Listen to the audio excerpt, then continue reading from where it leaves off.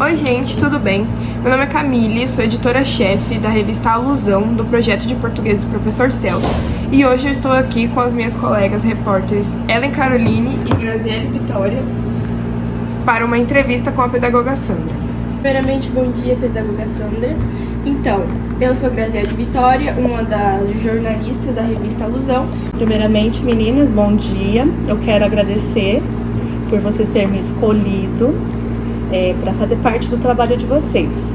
Me sinto lisonjeada, né, por estar fazendo parte do projeto tão importante como é esse que o professor Celso está realizando com vocês.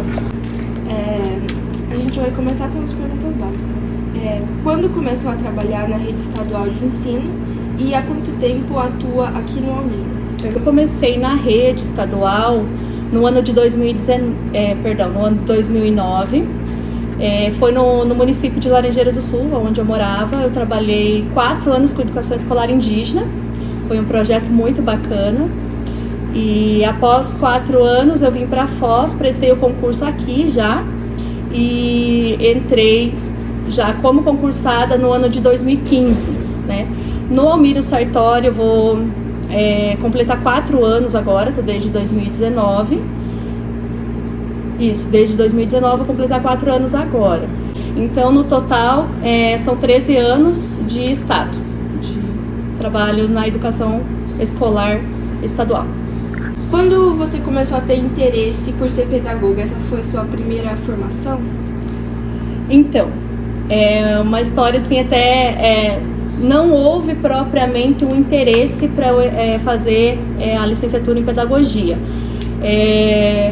Como vocês, a gente é muito novo para optar em escolher um curso para nossa vida, para nossa carreira.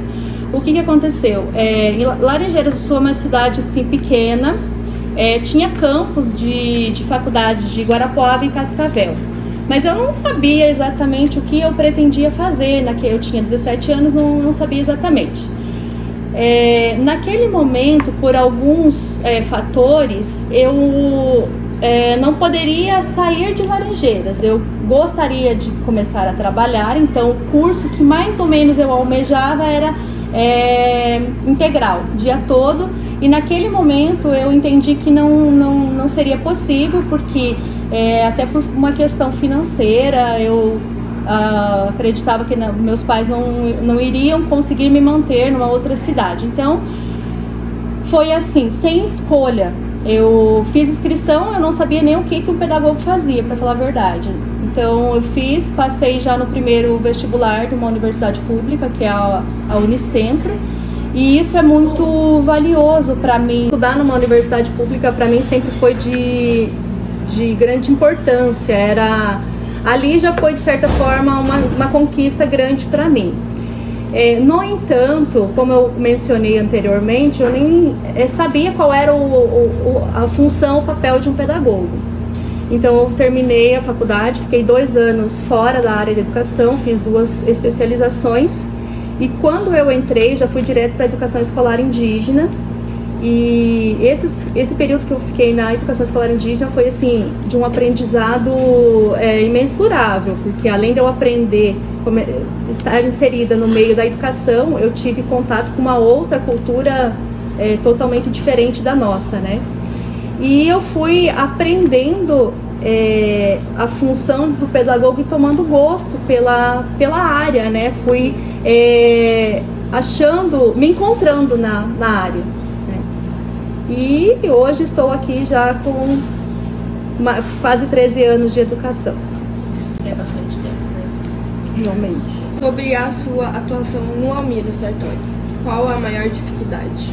Então, Grazi, no andar desses 13 anos, eu tenho observado que não é uma realidade especificamente aqui do Colégio Almiro Sartori, mas de um modo geral na educação, tenho percebido uma falta de interesse, de estímulo dos estudantes de um modo geral pela educação.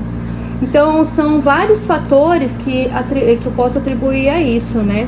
Então não só a realidade aqui no Almiro, mas de um modo geral eu vejo essa falta de estímulo. Então isso gera, sim, uma grande dificuldade para a gente, enquanto equipe pedagógica, enquanto profissional da educação, porque a gente tem que procurar se reinventar, buscar novas formas de mostrar que a educação ainda vale a pena para vocês, adolescentes, jovens que estão chegando agora num papel importante que vocês vão exercer, estão exercendo daqui para frente. Então, sobre expectativas, o que mudou entre a expectativa e a realidade? Mudou muito, de uma forma bem gritante, assim, porque quando talvez vocês também venham a passar por isso, quando a gente se forma numa graduação, você cria essa expectativa, não? Trazendo para a realidade escolar, eu vou chegar agora, tô com sangue nos olhos aí de querer mudar, de querer fazer, criar projetos, né, com aquela vontade. No entanto, com o andar com o passar dos anos, você vai percebendo que na educação está havendo uma defasagem muito grande. Nós estamos inseridos num sistema que vai nos achatando, que vai nos desmotivando. Por quê?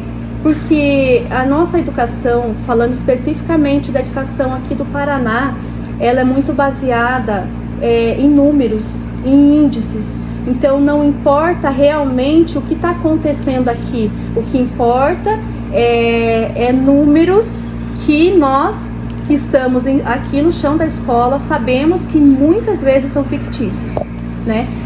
Realizado avaliações, provas externas com análise daquele momento. Então isso vai fazendo com que nós, com o passar dos anos, também vamos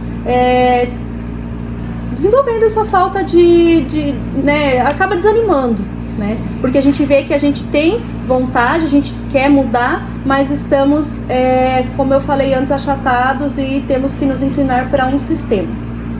Em relação à educação, você acha que a gente não está tendo muitos resultados positivos?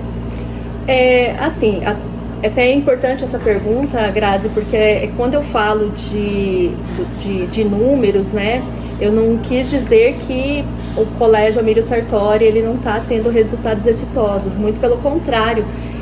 Falando em números exatamente agora, o último índice do IDEB do Colégio Amílio Sartori, do ensino fundamental, a gente subiu duas casas, vamos dizer assim, 2 pontos, né? Quando eu falo em números fictícios, é mais no sentido de realização de provas externas que são realizadas, né? Que vem, eu vou colocar um exemplo aqui, a prova Paraná, né? Então, é analisado somente aquele momento, né? Ele não é considerado o avanço como um todo do aluno. E assim, vejo muitos resultados positivos na educação de um modo geral. Não é raro sairmos por aí no comércio, na rua, e encontrarmos ex-alunos formados, bem-sucedidos e que saíram aqui do chão da escola pública. Só gostaria, Grazi, de até complementar quando você me questionou sobre a expectativa e a realidade. A gente pôde viver esses últimos 2 anos um desafio muito grande, né, que foi o período da pandemia, quando eu comentei que a gente procura se reinventar todos os dias, no intuito de tornar o ambiente escolar mais atrativo para vocês. Esses 2 anos de pandemia foi assim um exemplo muito grande de reinventar.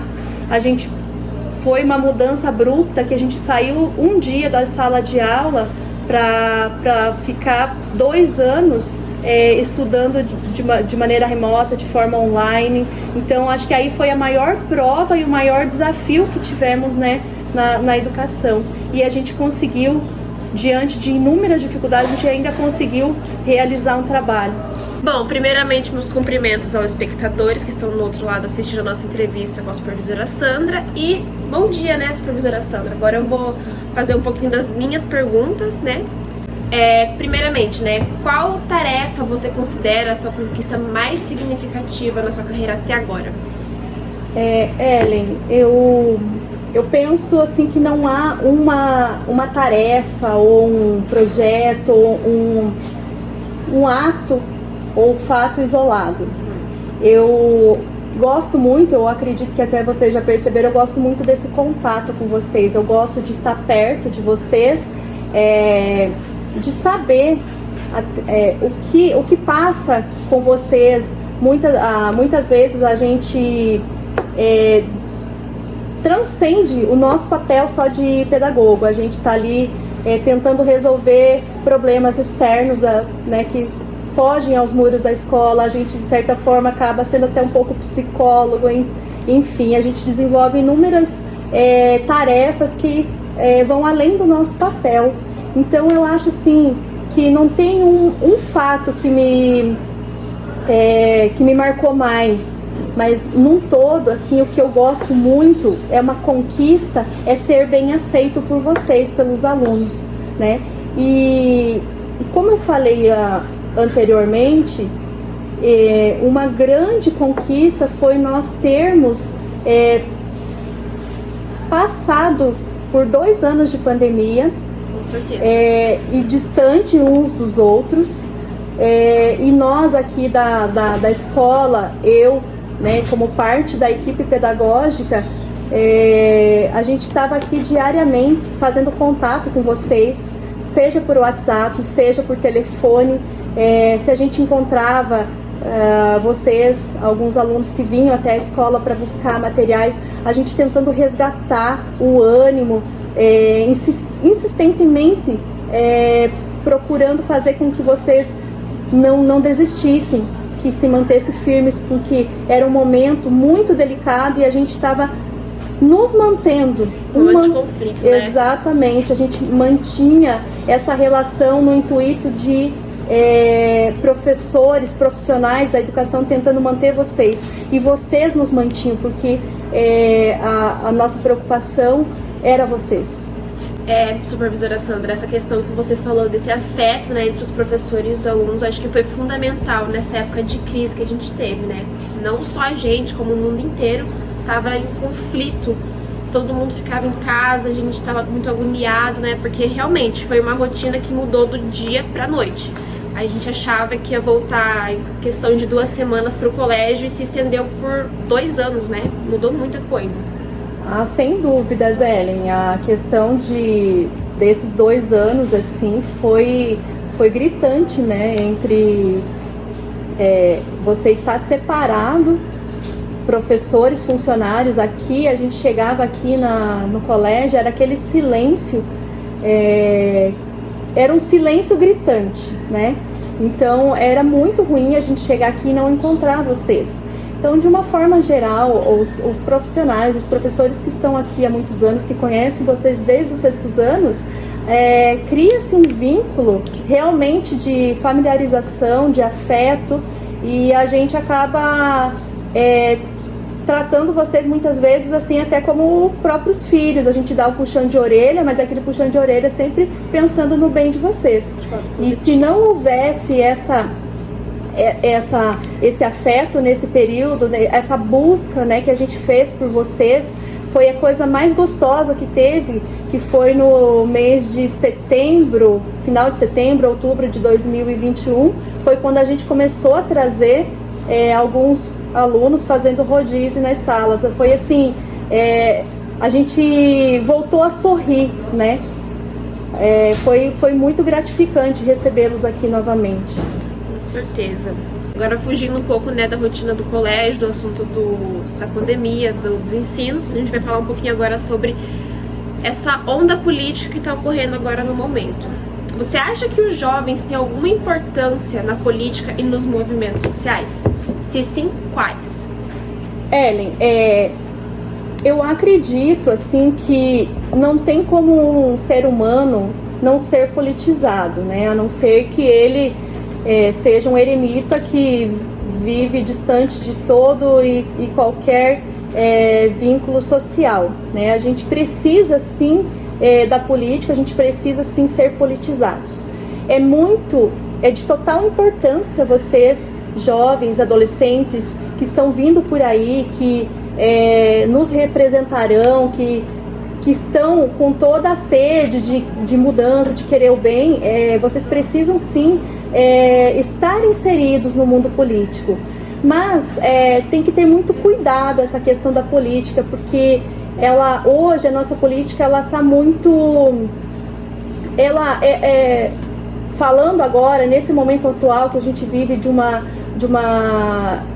eleição, é perceptível que não se trata mais do bem comum de todos, né? Se trata muito dos seus próprios interesses. Então a gente tem que estar muito informado, estudar, pesquisar, em busca de informações que sejam verdadeiras, né?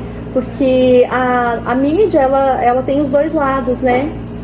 A tecnologia trouxe uma facilidade muito grande, mas ela também pode nos confundir bastante. E com relação aos movimentos sociais, ela é uma questão que eu acredito também ser muito delicada, porque nós temos que saber bem qual é o intuito desse movimento social, a causa, se é uma causa do bem comum. Temos que ter o bom senso, né? Porque às vezes você ingressa, eu me identifiquei com aquela causa, mas nós temos que analisar o contexto todo e quais as consequências que isso trará para a sociedade. Isso é verdade, gente. Tem que tomar muito cuidado, né, com essas fake news que tem hoje em dia, que é igual ela falou. É muito grave. Tá facilitando muito a vida de todo mundo, assim como também pode ser usado como uma arma, né? Exatamente. Muita notícia falsa. Exatamente. Sim. Agora, um pouquinho mais pessoal, uma opinião mais sua. Certo. A existência de banheiros unissex, que podem ser usados tanto por homens como mulheres, entrou na pauta da campanha presidencial. Qual a sua opinião sobre isso? Então, Ellen, eu acredito que essa pauta, ela está sendo usada neste momento muito mais para motivos de ataques entre ambos os candidatos do que seja propriamente voltada para atender determinado público. Na minha opinião particular, eu percebo que não é a construção de um terceiro banheiro no ambiente público que irá resolver os conflitos, o desrespeito, né, a questão de falta de empatia de um ser pelo outro. Eu acredito que o respeito ele deve ser tratado e desenvolvido no seio familiar, para que o nosso indivíduo chegue até a escola, por exemplo, sabendo que o meu limite ele termina onde começa o direito do outro, né? Então é muito importante se trabalhar o respeito no seio familiar, e é o que nós observamos muito que falando da escola. Hoje não temos isso, as famílias hoje não se trabalham esses princípios.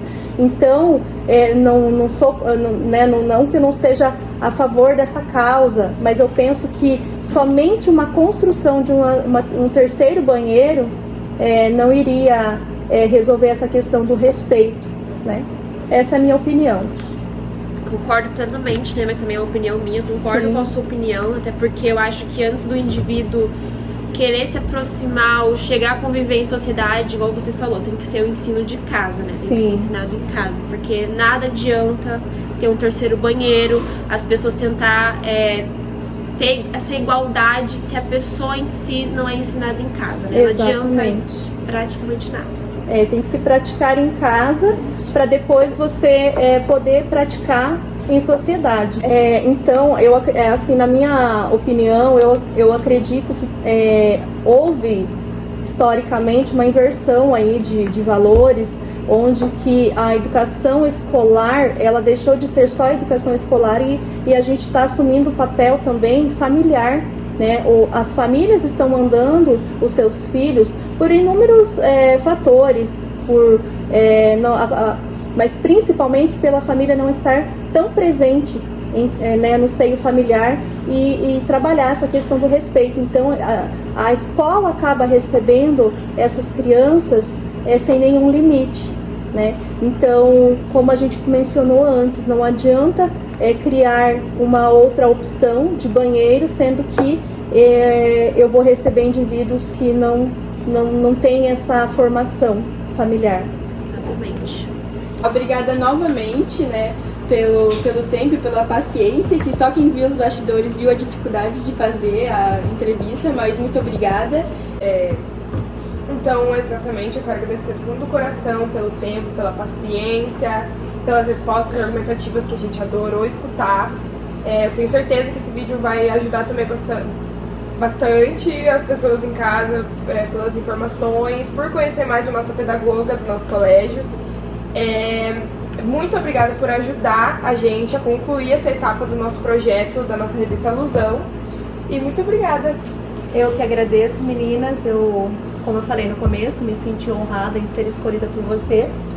Espero sim ter contribuído com as respostas que eu dei.